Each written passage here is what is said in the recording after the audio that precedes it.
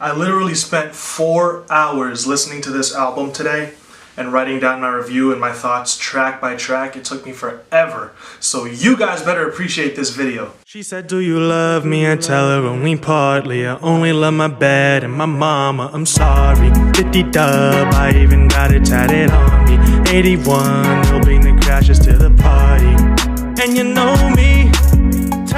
What's up guys, it's Doug and today we are back for another video. We are reviewing Scorpion by Drake. Now this has been a highly anticipated project, especially for me. I really enjoy almost all of Drake's albums really. The only one that I didn't really like, I guess, was More Life. All the other ones I'm pretty much either okay with or I really enjoy it. I think If You're Reading This Is Too Late is my favorite project. Even after having listened to this one, we're about to get into our review, so we're not going to waste any more time. Make sure you hit up the links in the description if you want to support me on Patreon. I'd be super appreciative. Follow me on all my social media. That's about it. Scorpion by Drake. Off the bat, we know we're getting two sides. We're getting 25 tracks, which is already huge. 22 new tracks. We had already listened to 3 of the tracks, those 3 being God's Plan, Nice for What, and I'm Upset. We get our first track on side A, which is Survival. What I thought about this track, the beat was really cool. It was understated to put some focus and emphasis on Drake's lyrics. Since it's the introduction to the project, Drake had something to say, and he wanted to really get this off with a bang. He put his rap side of the album first to get stuff off his chest. Drake in this track addresses some of the topics that he'll be talking about in the project and in the album, and he mentions to himself multiple times, let me not get too ahead of myself, you know, this is just the intro, take it back. So, you know, he kind of prefaces everything in this track. I thought it was okay. I wouldn't necessarily go back and listen to it. It really just served as an intro to this project. It was okay. Now we get track 2, which is Nonstop, and honestly, this track was a head bobber for sure. Like, it had me, you know, bobbing my head and stuff, but the beat was just so simple. It might grow on me. I wasn't too big of a fan first listen. It did have me moving my head a little bit. You know, the bass line's really cool, the drums are really cool, but that's basically all there is to this beat. And the problem that I have with Drake is that a lot of times when he wants the focus to be on his lyrics, the beat comes off as really simple. There's no melody to the beat, there's nothing. There's really a lot of times just a drum and a bass line, and he'll just rap over that. And, you know, sometimes he'll make it work. A lot of times it does not work, because these tracks, whenever I come back to a Drake track, I come back because it's catchy, because it's fun to listen to, stuck in my head. I like the melodies, you know, I come to Drake for the melodies, for some of the singing, you know, for a lot of the production that I like from Drake has really cool melodies. And in this one, there's no melody really, and so I didn't really think there was a reason to come back to it. I heard what Drake had to say, and I don't feel any motivation to just play it again, you know what I mean? He's got a really relaxed flow in this song, but I do enjoy how aggressive his tone is, kind of, and how he's addressing these things. You know, this is just one of those tracks that when you put it on in the car, it's gonna go, because this bass line is crazy, but if I'm not really bumping it in the car just to have a good time, I don't think I'll listen to this again, really. There's just no reason for me to go back and listen to it. We get track 3, which is Elevate, next, and this is immediately my favorite of the first 3 tracks. You know, I love the beat to this track. I thought the hook was really cool, really catchy. I enjoy it when Drake sings. I think he does a good job at it. This is definitely one of those tracks that you just want to like ride around to at night. You know, Drake has that. A lot of his songs, you put it on in the car and it's just a vibe, you know what I mean? You put it on, drive around late at night, and it sounds great. It puts you in a mood, a mind state. I feel like this song felt more like Drake-ish, if that makes any sense, compared to the first 2 tracks, which is good. It's a good thing for a song to sound Drake-ish, because Drake is a great artist. And one of the things that I also enjoyed about this track was the fact that it is the perfect length. Like, as soon as I was ready for it to end, and I looked at the time, I guess, the song basically ended, like right there. Doesn't go on for too long, doesn't feel too short, doesn't feel like I'm missing anything, doesn't feel like I want more. Perfect length. And I noticed that actually with a lot of these songs, whether I liked them or I didn't really like them, none of them I feel were too long. I think on side A. Side B had a couple, maybe, but I don't remember any song on side A being too long. Next up we have Emotionless. Now, I actually highlighted this one because this is probably my favorite track off of side A. Definitely one of my favorites, top 3 for sure. Of course, not counting God's Plan, because I decided to kind of separate that song from this project since it technically came out on Scary Hours EP. As soon as those Mariah Carey vocals hit, you know, it just takes you somewhere. It puts you in that mood. Really soulful sample. I really enjoyed the production on this track. This beat was so smooth. When I was listening to it, I was like, man, 40 had to have produced this. And when I went on Genius to go check out who produced it, Noah Shabib had production credits on there. So I love the fact that when Noah Shabib produces something, you can just tell by the way it sounds. You know, he has this really lo-fi, underwater-ish type of sound. And it just sounds so great. I mean, he's a really fantastic producer. I absolutely love when he produces Drake's tracks because those tend to be some of his better tracks.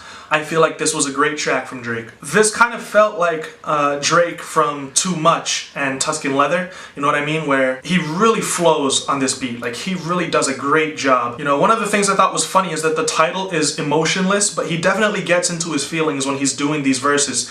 They're very emotional. He talks a lot about this stuff that's going on inside of him, how he's feeling. It really gets... You get almost a glimpse of what he really thinks and how he's feeling. And he really acknowledges that he finally acknowledges that he has a kid on this track. So really gets kind of personal. I just thought it was a great track. I really enjoyed this track. Emotionless is definitely in my top 5 tracks off of this project. What else can I say? After Emotionless, of course, we get God's Plan. And then we've all heard that. Track 6 is I'm Upset. And there's actually a link to it right there if you want to watch my reaction to that song. Track 7 is 8 out of 10, which is funny, because it's like 7, 8. Anyways. Now, Boy Wonder produced this track, and Boy Wonder is an incredible hip-hop producer. I mean, this production on this track was absolutely, it was just filthy to me. I really enjoyed it. This kind of feels like Drake off of Duppy Freestyle, where he's just really flowing over the sample. He's kind of hitting you line after line after line. I actually wrote down one of the quotes off this track. The only dead beats is whatever beat I've been rapping to. I just thought that was a really funny line. I thought that was kind of addressing Pusha T, calling him a deadbeat father. I don't think it was like a fire response to Pusha T, but I just thought that line was cool, you know, the way he flipped the word deadbeat. In this track, we get Drake taking a couple of jabs at good music. Nothing too crazy, nothing outrageous. I wouldn't say it's a diss track. I would just say that, you know, he's kind of sending a couple shots out there just to kind of keep him at bay, even though I don't think it'll really work because we've seen what Pusha T can do, and we've seen that Pusha T will fire back at Drake. So I think the best thing for Drake to do would be kind of to let this die and to not reference it anymore. You know, he referenced it a ton on this project. I feel like after this, just leave it behind you, you know what I mean, and move on, because this is going to get outdated really quickly. Using that outro of the video, I don't know how you say it, if it's plies or plies. All I know is that outro is hilarious. I've seen that video too many times. It is absolutely incredible. If you have not seen it, go check it out because it's really funny. Track 8 is Mob Ties. When I was listening to this project, I was listening on my computer. I had Spotify pulled up on this half of the screen and I had Genius on the other half. And on Genius, one of the first things they show you about a track is the producer credits, and I saw Boy Wonder in there. So immediately, as soon as this track started, I was expecting it to be great. The guitar sample is absolutely great. You know, this beat is, Boy Wonder did his thing, and of course, it was co-produced by somebody, I forget the name. I'm sorry, let me know in the comments. The production on this track is great. I feel like Drake could have done better on this beat. I feel like he could have flowed a little better. You know, it didn't really feel like he was doing as well as he could have on this beat, because with this production, normally when we get Drake, he really does a great job, and it comes out really fire, but I just really wasn't feeling Drake's verse on this beat. I wish that in this track, the hook wasn't so long, and his verse was a little longer, so we got more rapping than singing. I really wish he had saved almost all the singing for the second half, and just really focused on really fire rap lyrics in the first half. And at this point in the project, it's not looking so strong because we're on track 8, and the only track that has really impressed me was Emotionless, and 1 out of 8 is not great. I wrote down that this will most likely grow on me. Right now I'm kind of iffy on it. Boy Wonder, like I said, he did his thing on this beat. This beat's great. I just feel like Drake could have done better. Track 9 is Can't Take a Joke. Now the thing with this beat, I felt like it was really dark. It felt almost like a faster 21 Savage kind of beat because of the way that the 808 sounds. I felt like the first verse was kind of you know, the way that he was kind of talking slash singing and just not stopping. It kind of grew on me towards the second verse, but I wasn't really like feeling the first verse, but then the hook is super catchy. It's gonna get stuck in my head. I'm gonna be learning the lyrics to it probably after I listen to it again, and it's gonna keep like playing over and over again in my head. I felt like the second verse was better than the first verse. It's definitely a fun track to put on in the car if you're just hanging out with your friends, if you're just driving around. It's definitely a more fun track. If you want to listen to it and just have a good time, have goofing around with your friends, and you just want to put something on, this is definitely one of those tracks that's just going to get everybody kind of hyped, and then it ends kind of quickly. I think it's 2 minutes and 40 something seconds long, so it really is just one of those tracks that you bump really loud in the car and then you just move on. But I thought it was cool. I would go back and listen to it. You know, this is one of the tracks that I would definitely put on a playlist and go back and listen to. Track 10 is Sandra's Rose, of course, Sandra being Drake's mother. I really expected Drake to go in on this song because if he put his mom's name in the title, I feel like he really just should have gone off in this track. He didn't go as hard as I expected him to. Still though, it was a cool track. You know, the sample was really soulful, the production was cool. This beat actually feels like something that Kanye West could have produced based on how it sounded, which I mean that's saying something. This beat's great. Even though Kanye didn't produce it, it just kind of had that like really cool hip-hop drums over a very soulful sample, you know what I mean? That Kanye sound. He had a couple really cool basketball metaphors in verse 1. Verse 1 was cool. It wasn't great, it wasn't spectacular, it was just nice. Which I feel like is kind of a theme in this first side, or for this project overall, is that a lot of these songs, they aren't necessarily bad, they're just nice. He talks about coming up, of course, and he brought his mom with him. He took his mom out of a tough situation. He took them both out of a tough situation by getting rich and making money. Of course, you know, it's great. You can't really hate on a track that a dude dedicates to his mom.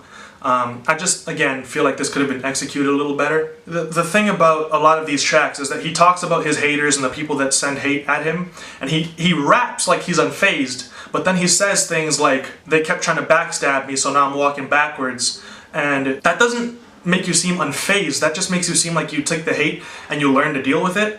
But again, at other times, he gets really emotional about all the hate that he receives, and it sounds like he's self-conscious about a lot of the criticism that he receives, even though he mentions in one track that a lot of the criticism just comes from little kids who feel lonely, but he still lets it get to him. So I don't understand how you can rap about your confidence and then show this vulnerability that you have when you get criticized in the same project. What are you gonna do? I thought this song was cool. It's cool to ride around to. Just bob your head to it, vibe to it, have a good time. But again, nothing amazing. Track 11 is Talk It Up featuring Jay-Z. Now, when I see that Jay-Z is featured on a song, I expect both artists to come really with everything into the track, because Jay-Z, he's a legend in this game, and so when you're on the same song as him, you have to hold your own. And so that's what I was expecting as soon as I saw that he was featured. This beat, really epic. Drake comes in with a really fire flow. His lyrics don't really change too much. I mean,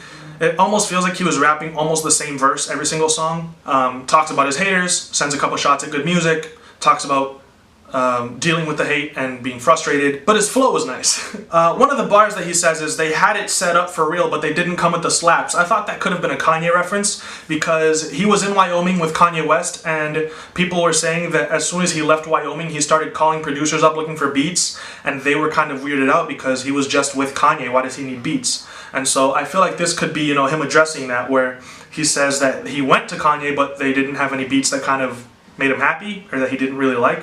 So it wasn't annotated at all on Genius, so that's just my opinion, but it definitely makes sense to me. Let me know what you guys think in the comments. This Drake verse, or actually both Drake's verses, are about him being consistently at the top while other rappers fluctuate. You know, they try to get to where he's at, but none of them can actually stay at the top consistently like he can. You know, he's been up there around number 1, number 2 for a very long time.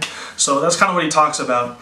And then Jay-Z comes in, and of course, he's very relaxed. He has a very laid-back flow. It almost feels like he's going to be late, like he's not in the pocket, but he always hits the rhyme just at the right moment. So it's one of the things really that I always notice in Jay-Z verses, that he always sounds very laid back. He talks about being an OG, he talks about still smelling like coke, he talks about all the stuff that he used to do, and how today he is what other rappers could have been if they hadn't snitched, if they didn't pass away, if they actually made it, if they kept working hard enough. He talks about what other people could have been and how he is that today. Basically why he's better than them. He finishes his verse by commenting on the XXXTentacion situation, and he says that they killed X but they didn't kill George Zimmerman, and he says that the streets are done. Let me know what you guys think about that line. I thought it was, I mean, it's basically what I've been seeing all over social media ever since XXXTentacion passed away. A lot of people have posted that exact same thing online, so I wasn't really too fazed by it. When I saw it, I wasn't really wowed by it because everyone's been saying the same thing, but let me know what you guys thought in the comments. I also realized afterwards when I was looking through Genius that Dr. Dre and Ice Cube have have writer credits on this song. I just thought that was kind of cool because he samples NWA in this track. I'm not sure if they have writer credits because of the sample or if they actually helped them write their verses. Either way, that's kind of dope to have those two credited on your song. Last track of side A is There More, track 12. This beat's really simple. It's focused more so on the sample than it is on actual drums. There's almost no drums really, but it really puts an emphasis on what Drake is saying. Drake comes in with some really cool wordplay, talking about his life, his struggles, and asking if there's more to life than what he really is doing, what all the materialistic stuff that he's chasing, all the stuff that he's saying about having money, about getting girls, if there's more to life than just that, you know, which is cool because the title is There More, and that could be a reference to what he's saying in the song, but also is there more to the album, because it's the end of the first side. I thought was cool. He does mention in this verse that after this album drops, he's out of the deal that he had with Young Money Records, or Young Money Cash Money. He's not affiliated with them anymore. Probably talking about what Pusha T said when Baby divides the pie, the M's count different, so now I'm assuming all the M's are actually going to Drake after this project. I don't know why he mentioned that, but he did. And good for him, you know. Again, his verses were cool, but nothing too outstanding, nothing too amazing. I wasn't really wowed by any track on this side of the project, except for Emotionless. I thought that beat was just too incredible. Those vocals were too good to not give props to. My review of side A is that it probably needs some more features. I would really love for them to go back into some of those beats and add really cool melodies to them. It would definitely bring me back personally, because I love a good melody and a beat. If side A were a standalone album, it wouldn't really even be compared to Nothing Was the Same, or If You're Reading This Is Too Late, Take Care, maybe even Views, you know, because it just didn't really feel complete to me. You know, it was like he just kind of put a bunch of music out. I wanted more in the songs that we got and not necessarily more songs. Know what I mean? There were a couple okay songs, only a few that I would actually come back to. So at this point, I was really expecting side B to complete and fill that gap that I felt was missing with side A. I had high hopes for side B. I enjoy when Drake sings. I like R&B Drake. I like Views. You know, a lot of people thought Views was terrible because they wanted more rap.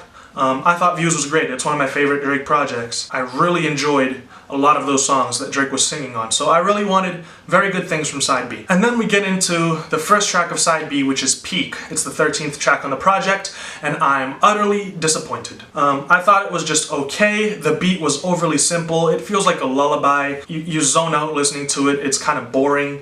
Drake doesn't really say much. It doesn't sound like he's into it. It was just I was unimpressed when I heard this track. And I definitely would not go back to it. We get into the 14th track, Summer Games, and immediately it's like 80s kind of instrumental. It's kind of a dance track. Drake talks about a complicated relationship that he's got with his girl, and a lot of people speculate that it's about Rihanna. I don't really know. Based on the lyrics, it's complicated. You can't really tell who he's talking about. He goes out with so many girls that it's almost impossible to know. Let me know what you guys think. Who is he talking about? This track, again, wasn't really for me. My girlfriend loved it. I thought it was too long. I thought it was nothing special. He kind of sounds disinterested in this track to me. And again, it wasn't really for me. I'd skip it. Track 15 is Jaded. And this is more so the sound that I was expecting from Drake when he said there would be an R&B side to his album, which off the bat is good. When we're getting the sound that we expect from Drake, it's good. This song brought really chill vibes. It's really cool for relaxing, you know, to vibe to, put it on in the background, put it on and close your eyes, lay back and just listen to it, drive around late at night. One of those tracks. We all know Drake comes with those tracks every now and then. It's weird though, because I like this style of music, but this song wasn't really doing too much for me. About a minute in, Drake hadn't really said too much. You know, I was kind of, again, unimpressed. It was just another, you know, okay song. And I don't really know what was missing from it. I just didn't really like it. I've heard really great Drake projects before, and I know what he can do. So this was kind of disappointing. I actually wrote down that it's almost like a lullaby. It puts you to sleep almost, this track. It gets kind of repetitive, it starts to feel long towards the end. It's good that he's showing some vulnerability in this track, but it's weird because his flow towards the end kind of starts to feel a little offbeat. This track felt like he made it for himself, you know what I mean? Like, he had some stuff on his chest that he had to get off and he had to put it into a song. So he made this song to be almost therapeutic for himself because he had to make it. But I don't think he should have put it out, honestly, because it wasn't that good to me. Track 16 is Nice for What. There is a link right here if you want to go see my reaction to that. It was probably one of the first reactions I did. I enjoyed it. It's a cool track. I didn't like it as much as God's Plan, but it was cool. And apparently a lot of people are liking it because I think it's #1 right now. It's a cool track. It's not bad. Track 17 is Finesse. Now in this track, Drake is talking about a girl who is always on his mind, basically. He can't stop thinking about her. The hook is extremely catchy. It's probably going to be stuck in my head. And the hook probably alone is the reason that I'm going to go back and listen to this track, because it's really, really catchy. It's a really cool hook. He mentions that he would actually commit to this girl, which is, it shows some growth, because the Drake that I've always heard always mentioned that he struggled with commitment, with dedicating himself to one girl and settling down. He says in this track that this girl is actually worth his time, worth his commitment, and so I thought that that shows a little bit more of maturity on Drake's part. Again, the beat is very simple, it's extremely understated, but the fact is that in these slower songs, you need more in the beat because Drake leaves a lot of open space in these songs, and when there's not too much going on in the beat, it gets boring. So the beat has to be a little more intricate because Drake really spaces these songs out a lot. And so we need something to fill those gaps. I thought overall this song was okay. It didn't feel too long. It's very easy for these slower songs to feel long since they're so slow. It feels like they've been going on for 4 minutes when really it's just been 2.5. So this one didn't feel too long, which is cool. I thought this song was okay. I would go back and listen to it. I wouldn't skip it if it came on. But again, it's not great. It's just okay. Then we head into Ratchet, Happy Birthday. A little cheesy at some points. A couple of the lines in there, but I thought the song was more lighthearted. It was more fun. Drake actually sounded happy in his tone when he was speaking and rapping over this track, so it felt more like he was just having a good time, making this track for fun. You could definitely put this on and just have a good time to it. The beat was cool. Drake's delivery is very, very cool in this track. It definitely gets stuck in your head when you listen to it. I would definitely come back to it. Like I said, I enjoy these fun, lighthearted songs, and it had a cool melody, so that's really the reason that the songs get stuck in your head, is because of the melody. It gets kind of addicting when you listen to it. Track 19 is That's How You Feel. This song is cool because it's a slower song, but his tone is almost aggressive. He's talking about this girl, right? He's talking about this girl, and so he's talking a little slower to stay on beat, but his tone is almost really aggressive, and his flow is dope. The beat is great. I would definitely come back to this one. I think I might have highlighted it. I'm not sure. No, I didn't, but you know, he's talking about a girl who's really independent and he would want to spend time with her, but he doesn't know whether she would want to spend time with him because she's so busy and she's such a boss. If I'm not mistaken, this is the one that samples Nicki Minaj, coincidentally performing Boss Ass Bitch live. So, you know, this is that type of girl that he's talking about in this track, which is probably why he's coming off a little more aggressive, is because he feels like maybe these girls who are so independent and such bosses, they want guys who can hold their own, strong, and who are present. And so maybe that's why he's talking in this way. I'm not sure. It might be a reach, but it's a cool track again, and it's definitely one that I would come back to. Track 20 is Blue Tint, and I highlighted this one because this is probably my favorite track on side B. Off the bat, as soon as the production started, I really loved it. Like, this melody was great. The beat is awesome.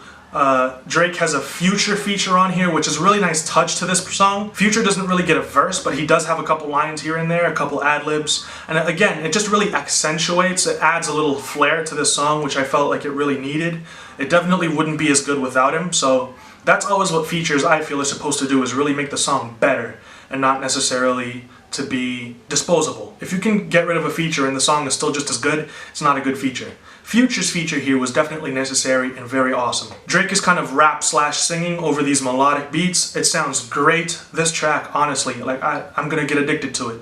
I put it on my playlist. I'm gonna go back to it tons of times. And also, in the production, really dope guitars. I didn't really notice them until the end when the beat was playing out and there was no one talking over it, but really cool guitars in this track. We're moving on to track 21, In My Feelings. Is this the one that features Michael Jackson? No. That's the next track. So again, this track is fire off the bat because of the beat, the production, and the melody. These melodies are doing everything for me. And I noticed that towards the end of side B to this project, we got more melodic beats. We got beats that were really a little more fun. I really enjoyed the ending of this project more than I enjoyed the beginning and the middle. Drake is actually asking different members of the City Girls if they still love him because he loves them and he wants to be with them and he wants to express his love for them and he wants to be there for them. Only he mentions like 4 or 5 different girls in this track. Which is funny because he's like, do you love me because I want to be with you? But then he mentions another girl and he's like, do you love me because I want to be with you? What are you doing, Drake? You know, come on, man. This track is really, it's got some great uses of samples from the City Girls and Lil Wayne. Definitely very nice production. It was cool. I enjoyed it. It's fun. Definitely give this track a listen for sure. If you're gonna go through and just listen to the best tracks off this project, this one deserves a listen for sure. Track 22 is Don't Matter to Me featuring Michael Jackson. Now Drake was able to get unreleased Michael Jackson vocals from 1983 and put them on a track, which really just goes to show how much of an influence Drake has. I mean, what other rapper do you know would be able to do that? You know, Jay-Z for one, obviously. Kanye West could do something like that, but I can't really think off the top of my head someone who would be willing to drop that much money to get a Michael Jackson feature on your track that no one's ever heard before. So I thought that was really dope. It's always great to hear Michael Jackson, of course. Huge fan of all his stuff. But in this production, it almost starts off and it almost feels like Hold On, We're Going Home, which is cool because that's a great track. Drake's verse is super wavy. I really enjoyed it. It wasn't insane, but it definitely fit with the beat. It definitely made sense with this track. And it definitely flowed right into the Michael Jackson portion of the track, which I personally was dying to hear ever since the beginning of the project. And I knew Michael Jackson was on this track. I was dying to hear what these vocals were going to sound like. I was expecting a sample from a known Michael Jackson song, and I was completely surprised by something I had never heard before. So that's also really dope. This track pulled that emotion out of me, was the surprise, you know, with that element. This one's got a great melody that you can ride to, vibe to. Drake does his thing on it. I'm not mad at this track at all. This is probably one of the ones that I do go back and listen to. Really enjoyed it. It's Drake and Michael Jackson. Are you not going to listen? Really? You know? It's a cool track. Nothing bad to say about it. Track 23 is After Dark featuring Static Major and Ty Dolla $ign. You guys know how I feel about Ty Dolla $ign. He's a cheat code verse. Anytime he's on a track, it sounds great. I've never heard a bad Ty Dolla feature, so I'm expecting heat. I'm expecting fire when I hear this song. This track, words to describe it: smooth, wavy. The guitar samples are awesome. This is, of course, an example of the tracks really getting better towards the end of the project. I thought it was really cool. This track just has an overall great vibe to it. Drake really does his thing. Of course, though, when those Ty Dolla $ign vocals come in, man, oh man, Ty Dolla does his thing. Ty Dolla's verse is really the reason that I will go back and listen to this, because he outperformed Drake. Now, that may be because Ty Dolla is more used to doing verses on these types of songs, whereas Drake is not, because I'm sure if you take a hip-hop beat and you put Drake and Ty Dolla rapping to it, Drake's going to do better. But Ty Dolla's verse on this is just outstanding, really. Ty Dolla $ign has some riffs in this song that are to die for, really. If you enjoy singing and the techniques behind singing and everything like that, and manipulating auto-tune, I mean, Ty Dolla's verse in this is just absolutely great. Definitely give this a listen. It's one of my favorite tracks because of that feature. This beat's great. You know, it's just a really cool track. If you want to go to my playlist on Spotify, hit the link in the description. You can listen to all the songs that I really enjoyed from this project. They're all right there. Track 24, Final Fantasy. The first thing I noticed was that the drum pattern and the bass line really reminded me of 4 PM in Calabasas, which is a cool song. I like it. It's a diss track, but I enjoy that track. Now in this track, normally in these romantic songs, Drake talks about being romantic, being a gentleman, and wanting to be with these girls. But in this one, he kind of talks about his fantasies, his sexual fantasies. And so this track is definitely meant to be kept away from children and for making children, for sure, because it gets kind of, you know, hot. Keep kids away from this one. The sample in this track was great. Really cool background vocals in the background, just really subtle, but they accentuate everything that Drake is saying, and they really add an atmosphere to this track that's really enjoyable to listen to. There's a switch up halfway through this track. Track kind of slows down. We get some really interesting leads. I was kind of enjoying the first half of the song more, I think, and I felt like the switch up could have been done a little better. It felt kind of awkward. There was kind of a pause in there where there was just no sound at all, but it was okay. You know, this track is cool. I'm not mad at it. I would go back and listen to it. And again, keep kids away. Listen to this late at night. It's definitely when it was made to be listened to. you know, this is a late night vibe song. So, and finally, track 25, March 14th, is probably one of my favorite tracks off this project. Drake basically takes an entire track dedicated to just talking about his son, which I feel is a cool way to end this project off. You can't really hate on this track because the production is so simple. There's nothing really bad about the production because there's not too much going on. It's really made for just focus on Drake's lyrics. I feel like this is the type of track that was made to just be listened to once for Drake to get this stuff about his son off his chest, and then you don't really have to come back to it. That's kind of how I felt. You know, maybe I'll go back to it, maybe I won't. It's definitely talking about just that. His relationship with his son, the fact that he struggles with dealing with the fact that he can't really see him all the time. I think so far he's only actually seen his son in person once. He mentions that his son is coming to the States, I think, in 2 weeks, and they'll be able to be together then. Talks about, you know, Christmas for his kid and how Santa brought him about 20 presents, and now his mother is talking to Drake saying that a lot of them don't really fit, but Drake kind of had to get his boy some clothes, you know what I mean? Drake talks about the fact that he celebrated the fact that he found out he was being a father. This is the first DNA test that they celebrated because he was happy about it, and he kind of laments the fact that his kid won't grow up in a fairy tale where his parents are together, but his kid's just going to have to deal with it. His dad's always going to be there for him. Drake says that he doesn't want his kid to grow up worrying about anything. So this kid's set for life, basically. I mean, your dad's Drake, you're set, right? Whether your parents are together or not, whether you live a fairy tale or not, you're never going to have to worry about anything, basically, ever, you know, because you're rich. Or at least your dad is. So if you're ever really in a jam, he'll get you out. It definitely shows some maturity, some growth, in that before he always talked about not having babies on the way, he talked about not getting girls pregnant, and now he's acknowledging the fact that he has a son, that he wants to be there for his son, that he's not a deadbeat, and that he was trying to hide the world from his son, which again doesn't really make too much sense, but it feels like he genuinely wants to be there in this track. So, you know, I for one don't really see Drake as a deadbeat. I just see him as a single father. It is what it is. He got the girl pregnant, the kid was born, Drake acknowledged it, he apparently seems to love his son very much, he wants to be there for him, which is cool, and it's how the album ended. So, that's that. Now my take on this project, it wasn't amazing. I was not wowed by this project, really. It wasn't impressive. It was just, we got a Drake project this year. We got a couple new songs, a couple songs to go back and listen to, a couple songs with some fire production, but that's about it. There was nothing really like, wow, Drake just dropped an album and it was amazing. You know, it was just, I wouldn't consider this a bad album. I would probably say I'm just indifferent towards it. You know, there's a couple cool tracks I'll listen to, I put them on my playlist, but other than that, it's not album of the year.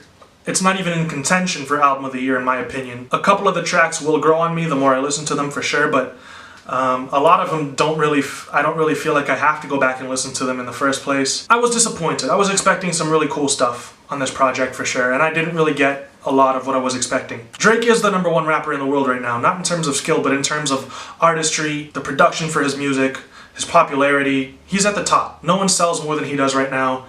You know, he brings up new artists all the time. Just by putting his name on a song, people will listen to it. You can't argue that. You know, whether you like him or not, he is at the top right now. He's his most popular that he's ever been, ever. And so this is not indicative of someone in that position at all. He should have taken more time. If he had to take 2-3 years off to make something really, really good, I wish he had. This almost feels like he wanted out of the deal with Young Money, Cash Money, Young Money Records or whatever, so bad that he just put this album out. Definitely very relevant to what is going on in his life right now. He talks about his son in a lot of the songs, talk about his struggles in a lot of these songs, but to me, I just thought it was, if I had to give it a grade, I'd give it a 5, you know, just a 5 out of 10. In some schools, that's passing, especially here in Brazil. You can get a 5 out of 10 and pass. You know, so it was okay. It's not bad. That's my review. That's my take on the project. Thank you all so much for watching. Sponsor me on Patreon if you'd like to. I'd really appreciate your support. Just you watching this video is already showing me some support. I appreciate you so much. Thank you for all the love. Give this video a like. Subscribe if you have not. We'd love to have you in our family. Follow me on all my social media. And we'll be back very soon. Till next time. Peace.